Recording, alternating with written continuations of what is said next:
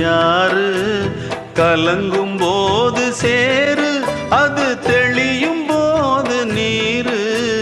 கடவுள் போட்ட கோடு, அதை திருத்த போவதாரு?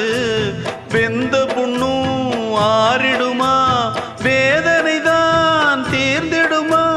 விண்ணுக்கும் மண்ணுக்கும் சம்பந்தம் உண்டுன்னு சொன்னது யாரு? அது மன்னவன் பேரு. அந்த வானத்தை போல மனம் படைச்ச மன்னவனே, பனி துளிய போல குணம் படைச்ச தென்னவனே. மஞ்சள்